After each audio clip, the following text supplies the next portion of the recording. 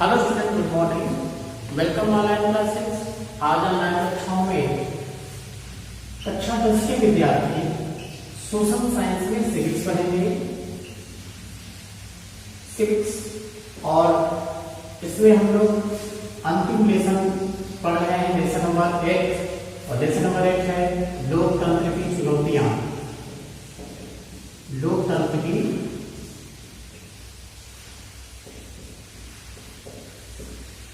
चुनौतियां। आज हम लोग इस लेसन के वेरी शॉर्ट क्वेश्चन आंसर यानी अतिलघु प्रश्न उत्तर देखेंगे।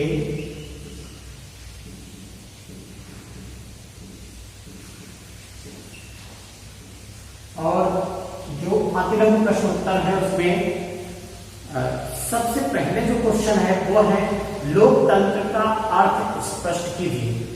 तो हम लोग देखेंगे कि लोकतंत्र का अर्थ उस शासन व्यवस्था से है। अब यहां पर हम बात करते हैं लोकतंत्र का अर्थ।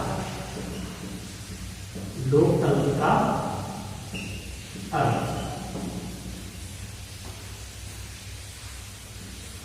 तो यहां पर लोकतंत्र के अर्थ में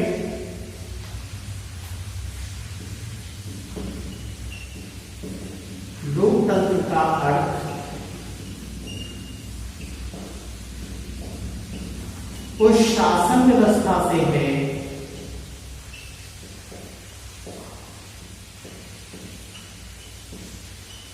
यदि आपको लोकतंत्र की सर्वश्रेष्ठ परिभाषा अब्राहम लिंकन की याद है तो वहां पर वो भी लिख सकते हैं, वो भी सही होगा।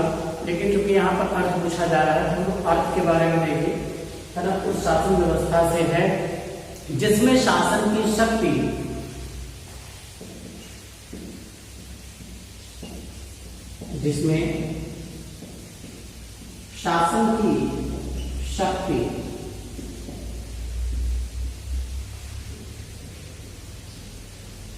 किसी एक व्यक्ति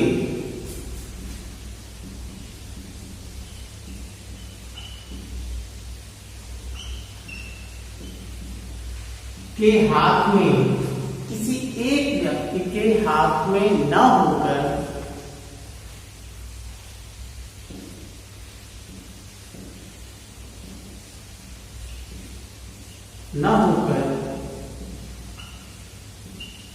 संपूर्ण जनता में निहित होती है।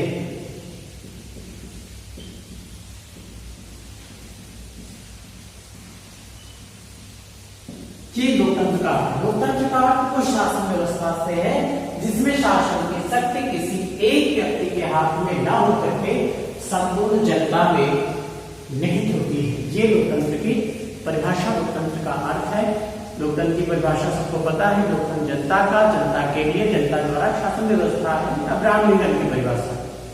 आगे क्वेश्चन हम देखेंगे कि लोकतंत्र की चुनौतियों का अर्थ। लोकतंत्र की चुनौतियां क्या है तो हम इसमें देखेंगे कि किसी देश में लोकतंत्र के सफल संचालन में बाधाओं के रूप में आई समस्या ही लोकतंत्र की चुनौतियां कहलाती है।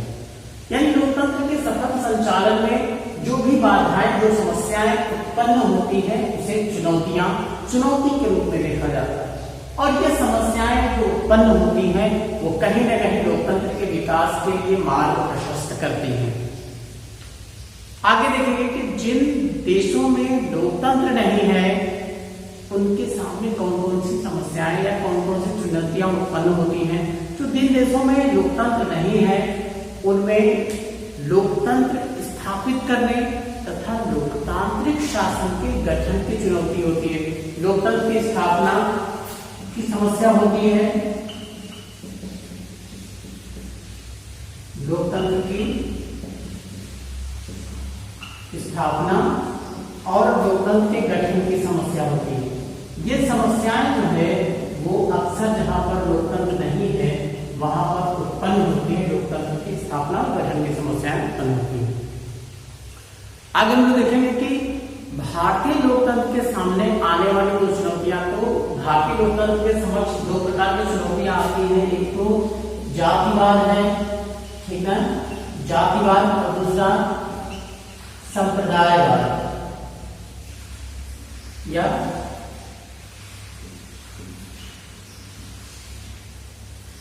संप्रदायवाद या सांप्रदायिकता, ये चीजें जो है वो लोकतंत्र में जो है वो चुनौतियों के रूप में देखी जाती है।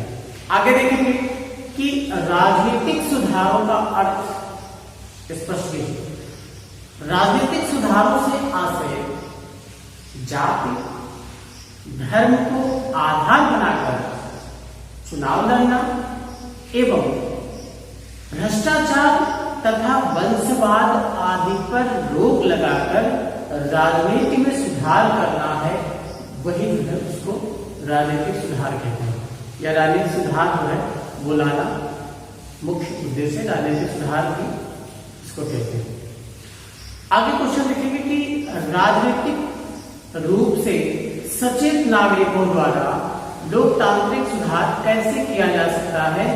तो लोकतंत्र को मजबूत बनाने के लिए लोकतांत्रिक संस्थाओं और सिद्धांतों को सुदृढ़ बनाने की आवश्यकता है। कि नागरिकों द्वारा लोकतांत्रिक सुधार जो है वो लाया जा सकता है, क्योंकि लोकतंत्र को मजबूत बनाने के लिए लोकतांत्रिक संस्थाओं और सिद्धांतों को सुदृढ़ बनाने की आवश्यकता है। जो राजनीतिक संस्थाएं हैं जैसे व्यवस्थापिका, कार्यपालिका और न्यायपालिका, संसद है ना, सर्वोच्च न्यायालय, ये सारी चीजें जो है मंत्रिमंडल, ये सारी चीजें जो इनमें सुधार ला करके ही जो है लोकतंत्र को मजबूत बनाया जा सकता है। आगे क्वेश्चन देखेंगे कि लोकतंत्र के विस्तार की चुनौती को स्पष्ट कीजिए। तो लोकतंत्र के विस्तार की चुनौती से आशय लोकतंत्र के सिद्धांतों को पूरे राष्ट्र तथा जीवन के सभी क्षेत्रों में फैलाने से लगाया जाता है। ये लोकतंत्र की जो है एक चुनौती के रूप में जानी जाती है।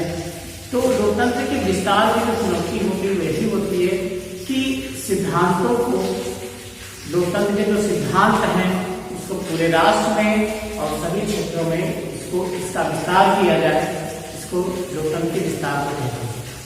आगे हम देखेंगे कि भारत में गरीबी उन्मूलन के दो उपाय। गरीबी उन्मूलन जो है वो तभी हो सकती है जब लघु और कुटीर उद्योग धंधों को बढ़ावा दिया जाए, क्योंकि कुटीर और लघु उद्योग जो है ब्रिटिश शासनकाल में काफी इनका विनाश हो गया, सर्वनाश हो गया, तो इनको बढ़ावा दिया जाना चाहिए।